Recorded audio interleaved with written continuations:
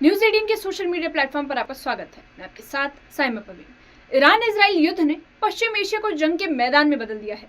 मिसाइलें बरस रही हैं, धमाके थमने का नाम नहीं ले रहे और इस बेकाबू जंग के बीच फंसे हमारे देश के भविष्य यानी भारतीय छात्र, खासकर मेडिकल की पढ़ाई करने वाले कश्मीरी छात्र, जो तेहरान और शिराज जैसे शहरों में जंग के साए में दिन गुजार रहे हैं। गोलियों और सायरनों के बीच अब इन छात्रों ने भारत सरकार से गुहार लगाई है। क्या है पूरा मामला, आपको विस्तार से बताते हैं।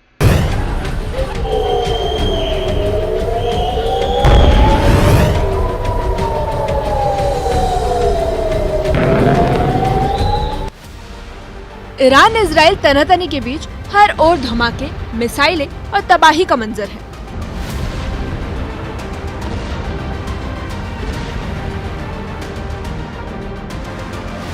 इसी बीच जब ईरान के तेहरान में फंसी एक कश्मीरी छात्रा ने सोशल मीडिया पर मदद की गुहार लगाई तो देश का दिल कांप उठा।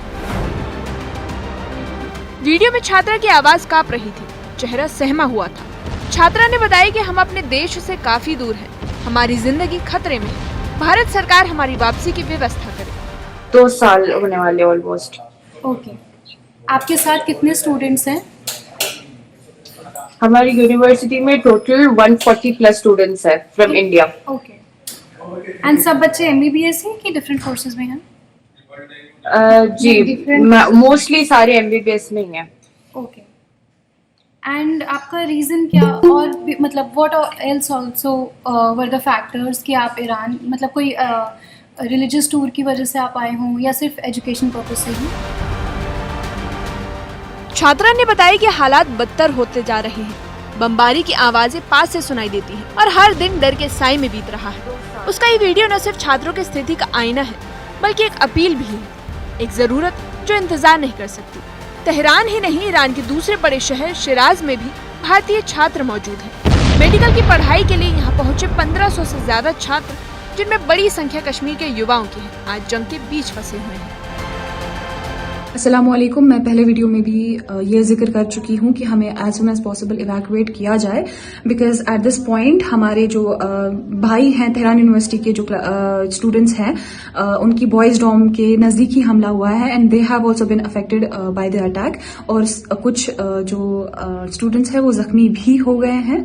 सो वो हालत हमारी भी ना हो जाए, उससे पहले प्लीज हमें इवैक्यूएट कर दिया जाए।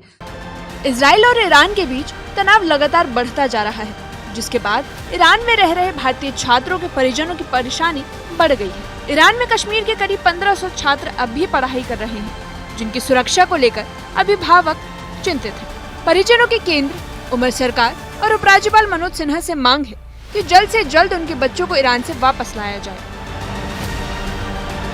ईरान इजराइल के बीच में जंग छिड़ चुकी है और वही कश्मीर के करीबन 2 से 2,500 बच्चे इस वक्त जो वहां पढ़ रहे हैं फंस चुके हैं, और वही आज उनके पेरेंट्स यहाँ प्रेस कॉलोनी पहुंचे हैं। मजीद बात करते हैं। मैम, परिचय दे, नाम बताएं आप। मेरा नाम रेहाना है।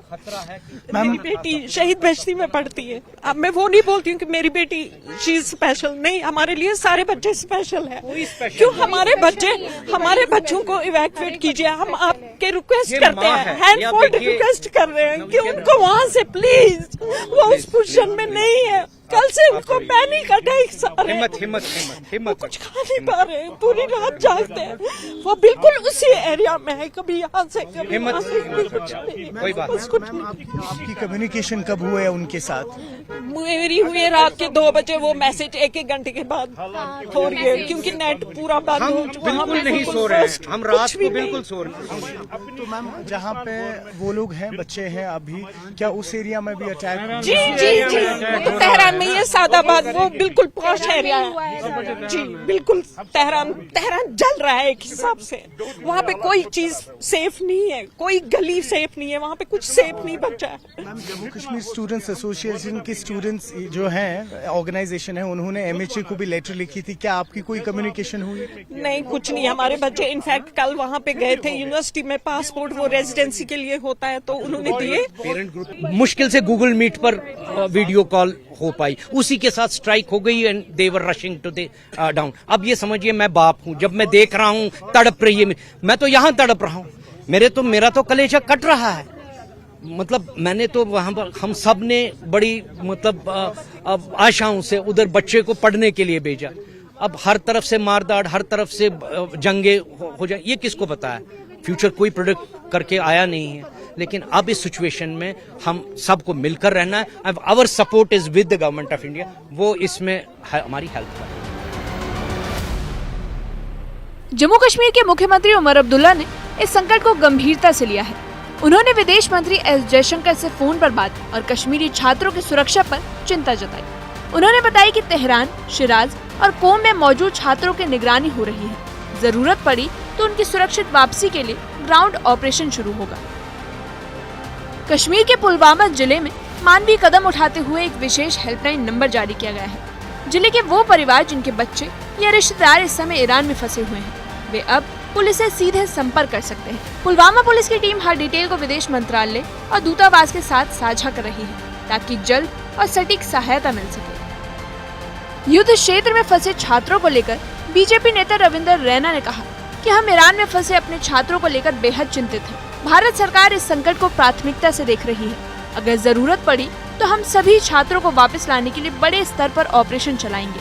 उनकी ये टिप्पणी न सिर्फ कश्मीरी छात्रों के परिजनों को आश्वासन देती है, बल्कि ये भी बताती है कि राजनीतिक स्तर पर ये मुद्दा गंभीरता से लिया जा रहा है। ईरान के अंदर हिंदुस्तान के स्टूडेंट्स पढ़ते हैं या जो हमारे कारोबारी बिजनेसमैन ईरान के अंदर हैं, उन्हें बाहिफाजत और बाइज्जत वापस अपने मुल्क लाना, इसके लिए प्राइम मिनिस्टर मोदी साहब ने इनिशिएटिव लिया है और फॉरेन मिनिस्टर जयशंकर साहब जो है वो ईरान की सरकार के टच में हैं। ईरान की हुकूमत के साथ हमारे फॉरेन मिनिस्टर साहब ने बात की है। मैं बहुत सारे बच्चे जो जम्मू कश्मीर से ईरान की अलग अलग यूनिवर्सिटीज में पढ़ते हैं या जो हमारे नौजवान वहां कारोबार के लिए गए हैं, मैं उनको विश्वास दिलाता हूं, उन्हें यकीन दहानी कराते हैं कि किसी प्रकार की कोई परेशानी हम उन्हें नहीं आने देंगे। तेहरान स्थित भारतीय दूतावास सक्रिय हो गया है। हालात को देखते हुए कई छात्रों को सुरक्षित स्थानों पर शिफ्ट किया गया है। दूतावास ने छात्रों को निर्देश जारी किया है कि सुबह करीब 9:30 बजे तक वेलेंजक यूनिवर्सिटी के गेट नंबर 2 पर रिपोर्ट करें ताकि बसों के जरिए उन्हें सुरक्षित जगह भेजा जा सके। साथ ही भारत के विदेश मंत्रालय ने बयान जारी कर कहा कि हम छात्रों के संपर्क में हैं, उन्हें हर संभव सहायता दी जा रही है, किसी भी कदम में देर नहीं की जाएगी। भारत सरकार ने छात्रों को वापस लाने के लिए आर्मेनिया का रास्ता तलाशा है, चूँकि आर्मेनिया की सीमा ईरान से मिलती है। ऐसे में सबसे सुरक्षित और व्यवहारिक रास्ता माना जा रहा है। विदेश मंत्री डॉक्टर एस जयशंकर ने आर्मेनिया के विदेश मंत्री अरारात मिर्जोयान से फोन पर बात की। दोनों देशों ने आपसी सहयोग का आश्वासन दिया। अगर सब कुछ योजना के अनुसार चला तो अगले कुछ ही दिनों में छात्रों की सुरक्षित ट्रांजिट शुरू हो जाएगी। तेहरान और शिराज में फंसे हमारे भारतीय छात्र सिर्फ आंकड़े नहीं हैं, वो भारत के सपने हैं जो एक उज्जवल भविष्य की तलाश में सीमाओं से बाहर गए थे। आज जब उनके सिर पर जंग के बादल मंडरा रहे हैं तो पूरा देश उनके लिए चिंतित है। भारत सरकार की कोशिशें तेज है, दूतावास सतर्क है और उम्मीदें जिंदा है कि जल्द ही ये सभी छात्र अपने घर और अपनों के बीच सुरक्षित लौटेंगे। Bureau report, news 18।